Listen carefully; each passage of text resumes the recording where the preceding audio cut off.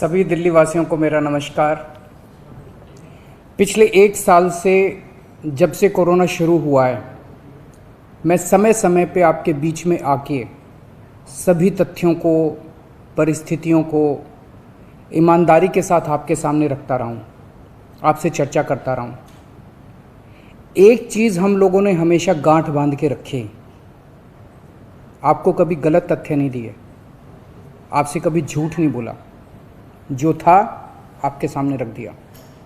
अगर स्थिति अच्छी थी तो भी आपको बताया, स्थिति खराब थी तो भी आपको हमने ईमानदारी से बताया, क्योंकि हम पहले दिन से समझ गए थे कि ये इतनी बड़ी आपदा है कि आपके साथ के बिना, जनता के साथ के बिना अकेले इस आपदा से सरकार सामना नहीं कर सकते। जनता का सहयोग और जनता की सहभागिता इस पूरे संघर्ष में बेहद ज़रूरी है।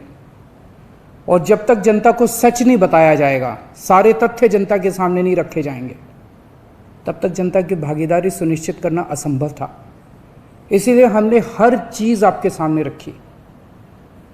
हमने टेस्ट नहीं कम होने दिए। आज दिल्ली के अंदर सबसे ज़्यादा टेस्ट हो रहे हैं। मैं तो ये कहूँगा कि अगर प्रति 10 लाख की पॉपुलेशन पे देखा जाए तो शायद पूरी दुनिया में सबसे ज़्यादा टेस्ट दिल्ली में हो रहे हैं। मैंने देखा कि कई जगहों पे उन्होंने टेस्ट कम कर दिए, टेस्ट कम कर दिए तो केस कम आने लग गए। इस तरह से तथ्यों के साथ कई जगह हेरफेर करने की कोशिश की गई। हमने ऐसा नहीं किया, हमने टेस्ट कम नहीं किए, उल्टे कम करने की वजह हमने दिल्ली में टेस्ट कई गुने बढ़ा दिए। आज लगभग 1 लाख टेस्ट दिल्ली में डेली हो रहे हैं। हमने मौत के आंकड़े आपसे नहीं छुपाए, जितनी मौतें होती थी हमने सब आपके सामने रखी, ईमानदारी से रखी। अगर ज़्यादा हो रही थी तो ज़्यादा बताई, कम हो रही थी तो कम बताई। कितने बेड्स हैं, कितने आईसीयू बेड्स हैं, क्या परिस्थितियां हैं, हर चीज़ आपके सामने ईमानदारी के साथ रखी। और इसी वजह से जब भी हमने कड़े निर्णय लिए, हमें आपका पूरा सहयोग मिला, दिल्ली की जनता का पूरा सहयोग मिला। मैं हमेशा कहता हूं कि हमारी दिल्ली एक परिवार है।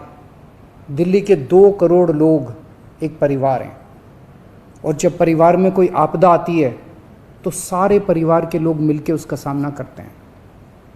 अब भी हम सभी मिलकर इसका सामना करेंगे। पहले भी जीत हुई थी, अब भी जीत होगी। आज दिल्ली में क्या परिस्थिति है? पिछले 24 घंटे में दिल्ली में लगभग 23,500 केस आए हैं।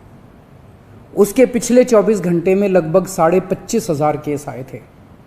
तो पिछले 3-4 दिन से रोज हम देख रहे हैं लगभग 25,000 के करीब केस आ रहे हैं। पॉजिटिविटी बहुत ज़्यादा बढ़ गई है, संक्रमण दर बहुत ज़्यादा बढ़ गई है। दिल्ली के अंदर अस्पतालों में उपलब्ध बेड्स की भारी कमी हो रही है। डेली 25-25 हज़ार अगर पेशेंट्स आएंगे तो कोई भी व्यवस्था चरमरा सकती है। दिल्ली के अंदर बेड्स की भारी कमी हो रही है। आईसीयू बेड्स दिल्ली में लगभग ख़त्म हो गए हैं। आज सुबह मैं ऐप पे देख रहा था, 100 से भी कम आईसीयू बेड्स दिल्ली में बचे हैं। ऑक्सीजन की भारी कमी हो रही है। कल हमने सेंट्रल गवर्नमेंट को भी लिखा है, उनसे बातचीत चल रही है। परसों रात को एक हादसा होते होते बचा। एक प्राइवेट हॉस्पिटल ने हमें बताया कि परसों रात को 3 बजे के करीब उनके अस्पताल की ऑक्सीजन लगभग ख़त्म हो गई। वो बोले जी हम तो बहुत बुरी तरह से डर गए, बहुत बड़ा हादसा हो सकता था। इधर उधर हाथ पैर मार के किसी तरह से उन्होंने कहीं से ऑक्सीजन का इंतजाम किया। दवाइयों की कमी हो रही है, रेमडेसिविर दवाई की खासकर काफ़ी कमी हो रही है। ये सारे तथ्य मैंने आपको डराने के लिए नहीं बताए, ये सारी परिस्थिति है। और इन परिस्थितियों में हमें अब अगला कदम क्या उठाना है, इस पे चर्चा करने के लिए मैंने आपको ये परिस्थिति बताई है। तो दिल्ली के अंदर कोरोना की परिस्थिति काफ़ी गंभीर है। अभी तक हमने दिल्ली के अंदर हेल्थ सिस्टम को बड़े अच्छे तरीके से मैनेज किया। दिल्ली में 4थी वेव आई है।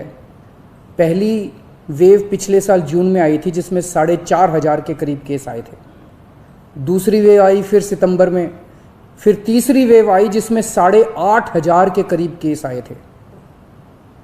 दुनिया के कई शहर ऐसे हैं, बड़े बड़े देशों के, विकसित देशों के शहर, जहाँ 6,000 केस आए तो उनका पूरा हेल्थ सिस्टम चरमरा गया, कोलैप्स कर गया। दिल्ली में 8,500 केस आए पिछली बार तीसरी वेव में, तब भी हमारा सिस्टम कोलैप्स नहीं किया, उल्टे हमने और ज़्यादा अपनी तैयारियां शुरू कर दी।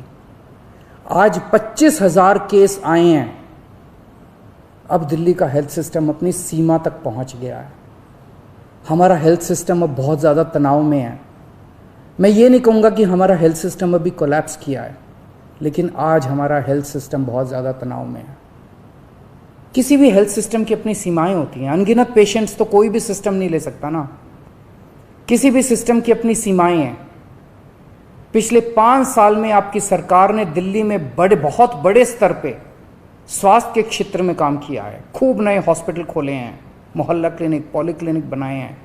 बहुत बड़े स्तर के ऊपर स्वास्थ्य के क्षेत्र में काम हुआ है। यही कारण है कि आज 25,000 केस के ऊपर भी दिल्ली का सिस्टम चल रहा है। लेकिन अब इसके बाद अगर तुरंत कुछ कठोर कदम नहीं उठाए गए तो ये सिस्टम कोलैप्स कर सकता है। और अगर हेल्थ सिस्टम कोलैप्स कर गया तो मुझे डर है कहीं बहुत बड़ी त्रासदी ना हो जाए। जैसे मैंने बताया कि कल एक अस्पताल में ऑक्सीजन बिल्कुल ख़त्म हो गई थी और बहुत बड़ी त्रासदी होते होते बची। मैंने वीडियोस देखे हैं, तस्वीरें देखी हैं, आपने भी देखी होंगी सोशल मीडिया पे। दुनिया के कई शहर ऐसे हैं जहां कॉरिडोर में पेशेंट्स पड़े हुए हैं, सड़कों के ऊपर लोग दम तोड़ रहे हैं। अभी तक हमने दिल्ली को उस किस्म की त्रासदी से बचाया है, वैसा नहीं होने दिया। आज सुबह 11 बजे मेरी और एलजी साहब की मीटिंग हुई और इन सारे पहलुओं के ऊपर, सारी परिस्थिति के ऊपर काफ़ी विस्तार से बातचीत हुई।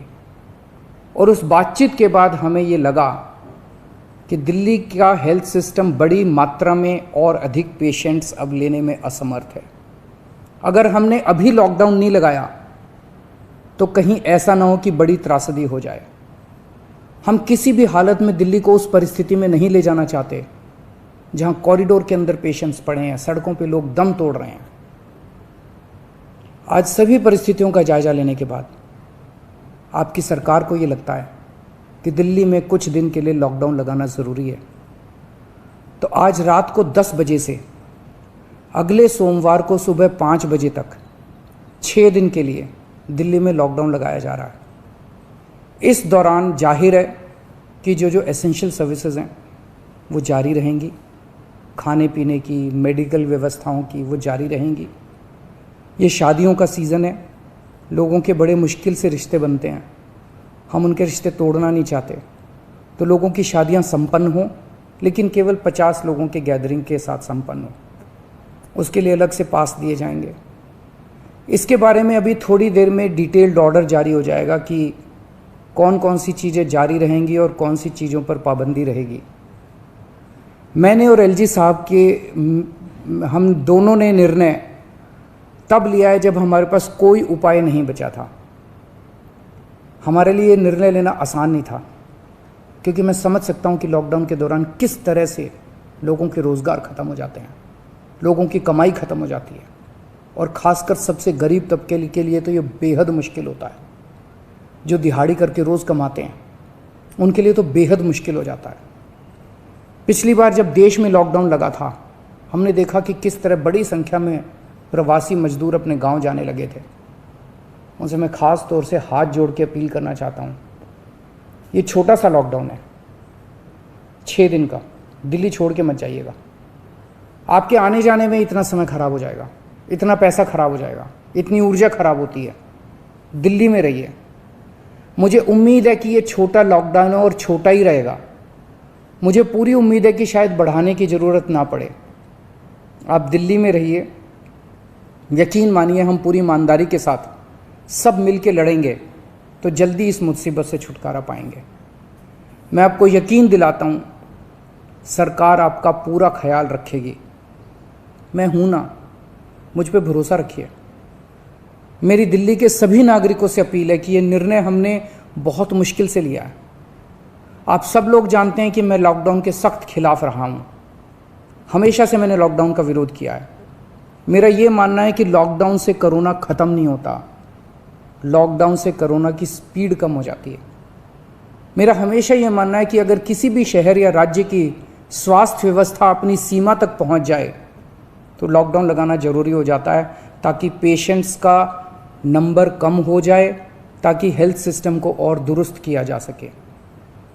ये जो 6 दिन का लॉकडाउन हम लगा रहे हैं, ये जो 6 दिन हम ले रहे हैं आपसे, इन 6 दिनों के अंदर हम बहुत बड़े स्तर के ऊपर और दिल्ली में बेड्स की व्यवस्था करेंगे। केंद्र से हम मदद मांग रहे हैं, उनसे लगातार संपर्क में हैं। केंद्र सरकार हमारी मदद भी कर रही है, उसके लिए हम केंद्र सरकार के शुक्रगुजार हैं। उनसे ऑक्सीजन की व्यवस्था करेंगे, दवाइयों की व्यवस्था करेंगे।